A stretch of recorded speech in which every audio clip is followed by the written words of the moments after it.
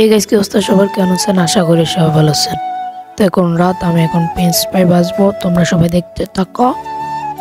এই যে গাইস আমি চুলার ধারে চলে আসলাম, এই জায়গা আগুন ধরে দিয়েছে। এই যে আলু, আমি একটু আটটা পড়াইতেছি, তো শীতের সময় এই জন্য।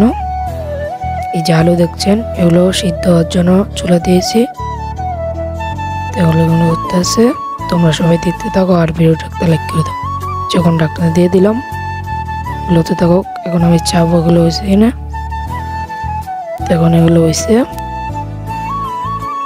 তো আমি এখন চুলার থেকে উঠে নেব।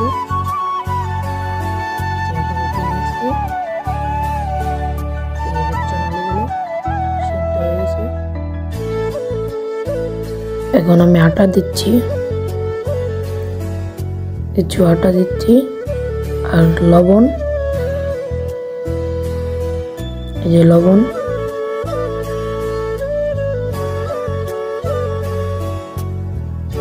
এই জায়গায় মরিচের গুঁড়া দিলাম। এই যেগুলো মাখাবো, এগুলো এখন ভালো করে মাখাবো। আলুগুলো অনেক গরম, এই জন্য। এখন আমি তেলে দিয়ে দিচ্ছি, এই যেগুলো এখন ভাজবো। আর তোমরা সবাই দেখতে থাকো আর ভিডিওটা লাইক করে দাও। এই যেগুলো এখন হতেছে, তো আমি এই জায়গায় দাঁড়িয়ে দাঁড়িয়ে দেখতেছি। দেখছেন এই জায়গা আগুন এখন হয়ে গেছে। এখন প্লেটে নিয়ে নিব। এই দেখছেন কত সুন্দর।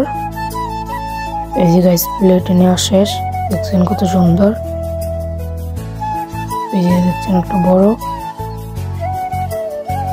আপনারাও বাসায় ট্রাই করবেন। এই যে এখন আমি খাচ্ছি, এই যে অনেক মজা হয়েছে, আপনারাও বানিয়ে খেতে পারেন।